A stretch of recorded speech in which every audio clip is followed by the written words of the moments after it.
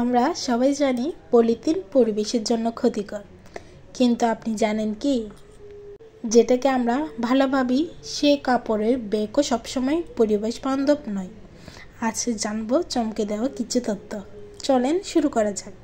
Polythene খুব সস্তা, হালকা এবং সহজলভ্য, কিন্তু এটি মাটিতে, জলে আর প্রাণীকুলে ধ্বংসের কারণ। এবার আসা যাক কাপড়ের ব্যাগ।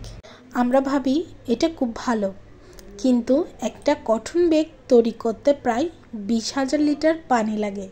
তাহলে কোনটি ভালো? পলিথিন পচে না, কিন্তু তৈরি সহজ। কাপড়ের ব্যাগ টেকসই, কিন্তু উৎপাদনে খরচ বেশি।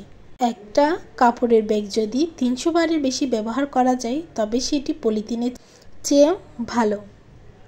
সমাধান একটাই, রিইউজ। বারবার ব্যবহার করুন আপনার ব্যাগ, সেটা হোক কাপড়ের বা অন্য কোনো উপকরণের তৈরি। পরিবেশ রক্ষা করুন আপনার ছোট সচেতনতা। ভিডিও ভালো লাগলে লাইক দিন, শেয়ার করুন, আর এমন সচেতনমূলক ভিডিও পেতে সাবস্ক্রাইব করুন। Eco with Dipa. পরিবেশ নিয়ে ভাবুন, পৃথিবীকে বাঁচান।